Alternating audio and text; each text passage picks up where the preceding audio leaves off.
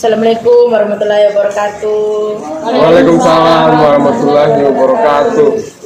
Baik, selamat pagi teman-teman, kakak-kakak semua. Selamat pagi.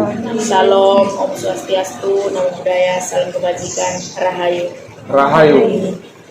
Baik, terima kasih karena pada kesempatan pagi hari ini kita berkumpul di sini untuk mengadakan penguluhan terkait dengan mata kuliah pendidikan politik. Terima kasih juga kepada teman-teman yang sudah berpartisipasi, turut ambil bagian dalam penyuluhan pendidikan politik pada pagi hari ini dengan judul Estetika Pendidikan Politik dalam Kehidupan Kampus. Baik, sebelum melangkah lebih jauh, di sini kami mau memperkenalkan diri. Saya sendiri moderator yaitu Angelina Wulandari Sareng. Saya Bagus Sudana. Saya Monika Marisati. Saya Sinta Daiman. Saya Rubut. Baik, kita akan lanjut ke pembahasan materi terkait dengan estetika pendidikan politik dalam kehidupan kampus. Waktu dan kesempatan saya berikan kepada Saudara Bagus untuk memberikan materi kepada teman-teman. Mungkin bisa duduk teman-teman menunggu giliran. Kita nyantai saja, tidak usah terlalu tegang, tidak usah terlalu tegang ya. Jadi pentingnya pendidikan politik dalam kehidupan kampus. Seperti yang kita ketahui bersama, bahwa jika berbicara mengenai politik, pasti tanggapan saudara mengenai hal ini merupakan hal yang buruk. Contohnya saja seperti korupsi, terus kolusi, nepotisme, dan lain sebagainya. Bahkan cenderung akan menghindarinya, ya kan? Pasti kalau berbicara mengenai politik, pasti kan seperti politik itu rumit, politik itu gimana gitu kan? Pasti tanggapan saudara.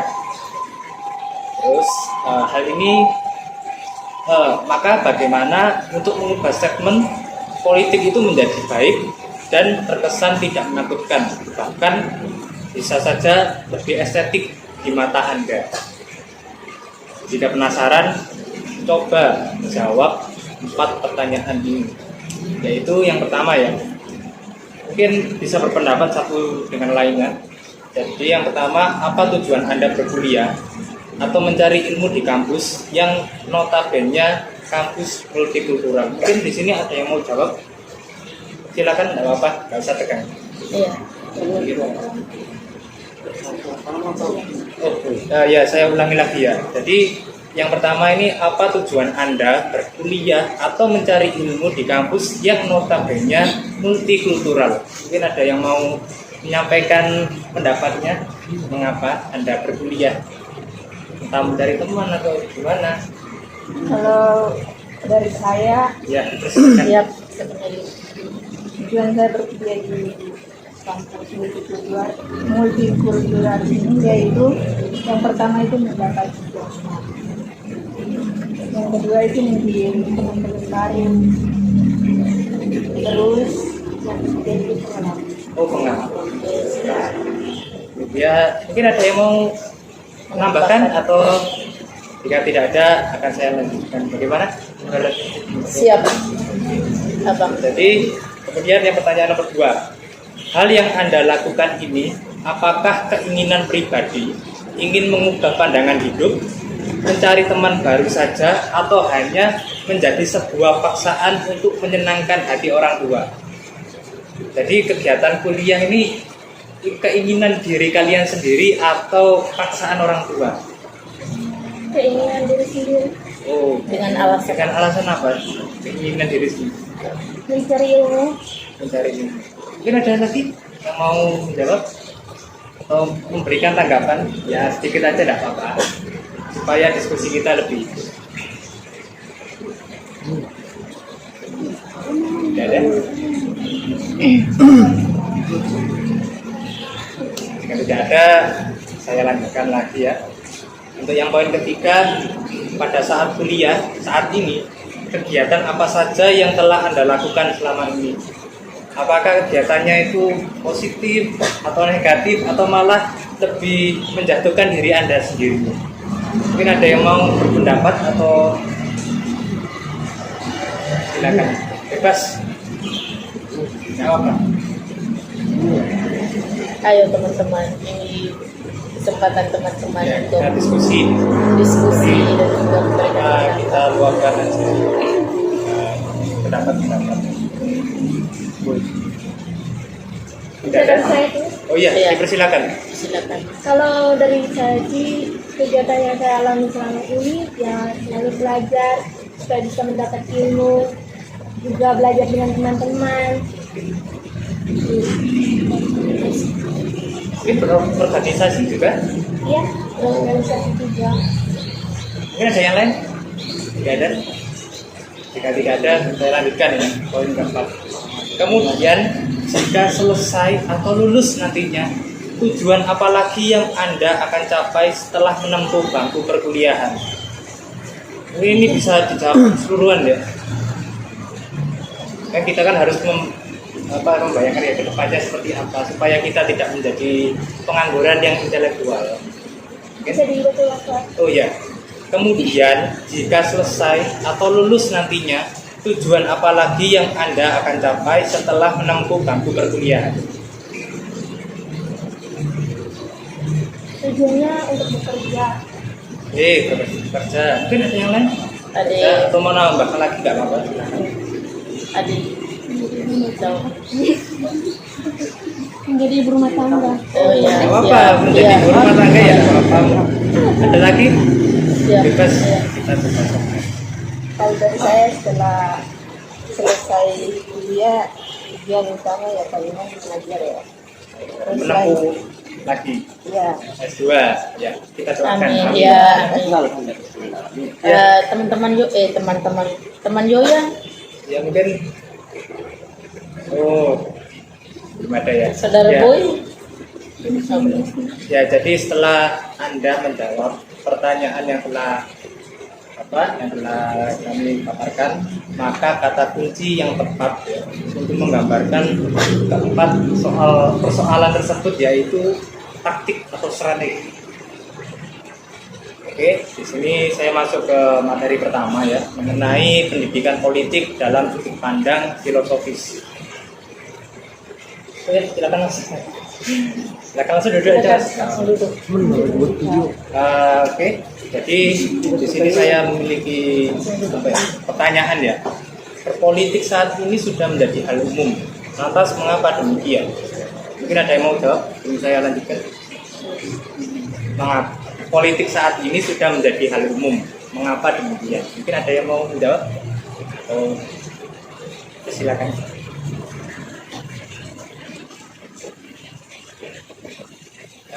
Baik, saya akan lanjutkan aja ya. Karena di setiap aktivitas kita, mulai dari bangun pagi hingga malam hari, kita akan selalu berhadapan dengan politik. Maka secara sederhananya, kita mandi masih butuh waktu berapa menit. Kemudian kita milih pakaian aja berapa menit aja, ya kan? Bener kan? Kemudian kuliah kita jami berapa menit, dan bahkan makan nanti mau masak apa, ya kan? Biasanya kita kan berpikir gini, wah nanti di rumah nanti makan apa, terus nanti kuliahnya gimana, pakai baju apa, ya kan? Kemudian yang kedua, segala aktivitas memang akan selalu kita pikirkan. Maka sebab itu berpolitik bukan soal perkara pemerintahan saja, namun bagaimana kita membuat strategi yang bagus, seperti yang saya jelaskan di awal, strategi yang bagus, taktik yang bagus dalam melakukan segala aktivitas. Segala alur atau runtutan kegiatan yang kita buat saja terkadang tidak sesuai dengan rencana, bahkan melenceng dari target. Bagaimana? Apa begitu? Mungkin biasanya kan kita rencanakan sesuatu, pastikan ada yang melencengnya, mungkin tidak cocok, ya kan? Sering ya? Oh ya, sering sekali ya. Ya, untuk itu kita ya sebagai mahasiswa sendiri itu kalau bisa ya bisa fokus terhadap apa yang nantinya kita akan lakukan. Jadi tujuan atau goalsnya kita itu apa ya nanti, supaya rencana baik untuk menuntut ilmu maupun aktivitas lainnya dapat beriringan satu dengan lainnya. Mungkin itu saja dari saya. Nanti akan dilanjutkan oleh Saudara Majid. Saudara Majid, dipersilakan. Baik, saya akan melanjutkan. Kita masuk di bagian pendidikan politik dalam sudut pandang fokus. Lingkup perkuliahan dengan sekolah dulu sangatlah berbeda penerapannya jika kita dahulu disibukkan dengan kegiatan belajar yang didampingi oleh guru. Sekarang dalam lingkup perkuliahan kita sendirian dalam arti segala aktivitas perkuliahan kita tentukan sendiri. Kemudian waktu kosong atau jam kosong melakukan apa kemudian nanti setelah kita selesai perkuliahan, apakah kita main dengan teman atau lebih penting belajar? Tidak ada yang tahu karena setiap individu memiliki jalannya sendiri-sendiri sehingga kita yang sebagai orang lain tidak perlu tahu atau kepo.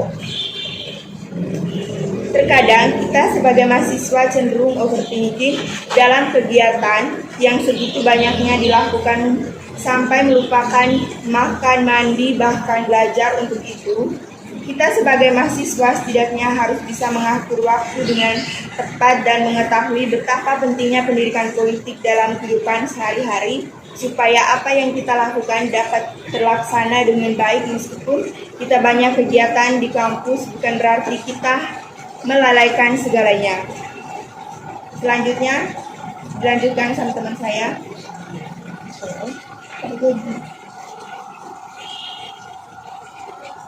Baik teman-teman, di sini saya akan melanjutkan pendidikan politik dalam sudut pandang pedagogik atau pendidikan itu sendiri. Pendidikan politik merupakan proses mempengaruhi individu agar dia mendapatkan informasi, wawasan, dan keterampilan politik, sehingga bersikap kritis dan lebih intensional terarah hidupnya.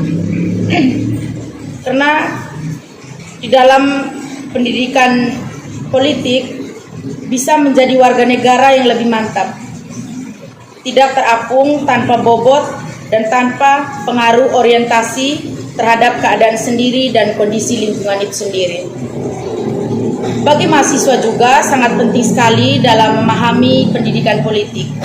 Tidak hanya sekedar tahu, namun seperti yang sudah dijelaskan bahwa pendidikan politik digunakan untuk mengupayakan atau mengenali hak-hak kita secara pribadi maupun kelompok dan juga kepentingan bersama, sehingga nantinya dalam ikut andil atau berpartisipasi menegakkan hak kita baik secara pribadi maupun kelompok dimanifestasikan ke dalam demokrasi seperti halnya musyawarah untuk mencapai mufakat. Karena kita ketahui bahwa kita sekarang dilanda atau diguncang dengan politik 2024 yang pastinya kita juga harus berpartisipasi. Itu semua kita lakukan untuk kesejahteraan negara Indonesia, khususnya terutama di kampus kita juga kita menerapkan hal yang mungkin kita sadari pasti kita akan lakukan gitu. Mungkin dari saya itu saja, dilanjutkan dari teman saya Ucik. Terima kasih. Oke, baik, untuk poin selanjutnya itu mengenai pendidikan politik dalam sudut pandang kepentingan.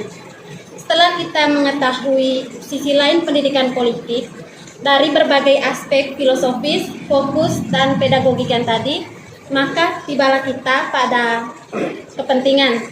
Pasti di benak kita, setelah menjalankan segala kehidupan di kampus, dari awal hingga akhir, pasti timbul berbagai pertanyaan. Apa kepentingan kita setelah menduduki bangku perkuliahan?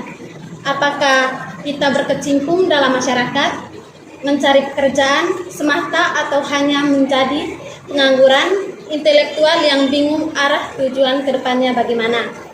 Nah, untuk menjawab persoalan di atas, jawabannya pasti ada di diri kita sendiri. Kita maju bukan atas rasa dipaksa, namun lebih kepada inisiatif kita sendiri. Inisiatif yang bagaimana saya mau berubah, apakah tidak seperti apa yang saya cita-citakan selama ini. Maka selain inisiatif diperlukan keberanian keberanian dari diri kita sendiri, serta strategi mana yang membuat kita kuat dalam menghadapi persoalan lainnya, sehingga dalam menentukan berbagai persoalan, maka kita akan dapat mengetahui inilah kepentingan kita sebenarnya. Untuk kesimpulannya saya berikan kepada Kak Otis. Baik, terima kasih. Kesimpulan. Jadi kesimpulannya itu pendidikan politik di dalam kehidupan kampus sangat diperlukan. Tak hanya pengetahuan yang didapatkan, namun juga pentingnya pendidikan politik itu nantinya dalam mengatur segala aspek kehidupan sehari-hari. Maka jika ada masalah, bukan berarti kita sebagai mahasiswa yang berintelektual menghindari, namun justru kita perlu menghadapinya. Ya, justru kita perlu menghadapinya dengan penuh keberanian, taktik yang kuat, dan setidaknya dapat berguna terhadap kepentingan orang banyak selain kepentingan pribadi sendiri. Mungkin dari saya. Oke, baik teman-teman, pemaparan materi dari kami hanya ini saja. Mungkin selanjutnya kita akan berdiskusi lebih jauh terkait dengan materi estetika pendidikan politik dalam kehidupan kampus, supaya menambah wawasan kita terkait dengan mata kuliah pendidikan politik itu sendiri. Saya berikan kepada teman-teman untuk membuka suara, memberikan pertanyaan, tanggapan, atau yang kurang paham dengan penjelasan dari kami. Saya persilakan. Misalnya kita juga jangankan tentang pemuda di dalam masyarakat, mungkin di sekitar kita juga, misalnya orang tua yang tidak tahu tentang pemilu, pendidikan politik. Maksudnya kita beri kayak pencerahan menggunakan bahasa yang sederhana biar mereka mudah mengerti begitu. Itu dari saya. Mungkin dari teman Evania mau menyangga, silakan. Dari teman-teman itu bagaimana gitu caranya menyadarkan kepada masyarakat itu terkait pentingnya pendidikan politik itu bagaimana? Kalau dari saya, kita kan mungkin kita tahu mereka maksudnya pendidikannya minim gitu. Mungkin kita bisa menjelaskan dengan bahasa yang sederhana yang mereka mengerti gitu. Jangan menggunakan bahasa yang tinggi. Mungkin itu. Oke, teman Evania sudah mengerti atau mau ditambahkan lagi, silakan, tidak apa-apa. Maksud saya tuh begini, maksudnya kayak Tidak apa-apa. Melakukan penyadaran terhadap masyarakat itu kayak teman-teman dengan berdiskusi kah, atau melakukan kayak apa? Ringkasnya ini kayak strategi yang kalian gunakan untuk menyadaran masyarakat itu seperti apa? Kayak mungkin kalian bersosialisasi dengan masyarakat, atau kalian kumpul di suatu ruangan untuk mengadakan sosialisasi itu, atau Bagaimana? Oke, baik, saya tambahkannya. Saya rasa menurut saya jawaban dari teman saya tadi itu sudah melingkup, hanya secara tidak detail, makanya teman-teman kurang paham. Dia mengatakan bahwa dengan menggunakan bahasa ilmiah, dalam konteks itu pasti ada pertemuan, sosialisasi, bahkan adakan rapat kerja antara teman-teman. Contohnya kita ini kan mahasiswa, pasti kita. Jadi peran pendidikan politik itu sebenarnya sangat penting di dalam itu. Halnya yang kita terapkan yaitu dengan sosialisasi atau beri pencerahan kepada orang tua serta masyarakat dan juga teman-teman di luar sana. Mungkin hanya itu saja dari saya. Contohnya sudah diberi penerangan oleh teman tadi. Atau mau menyangga atau mau tambahkan silakan. Tidak. Yang lain mungkin ada. Atau yang lain dari teman-teman atau dari teman Ucik, teman Bagus, Yati, saudara Pian, saudara Boy. Sama tanya. Mohon maaf teman, jadi kita masih dalam konteks pertanyaan yang pertama belum selesai. Nanti kalau pertanyaan pertama sudah selesai baru kita lanjut. Pada teman Evania sudah pas atau mau tambahkan? Silakan.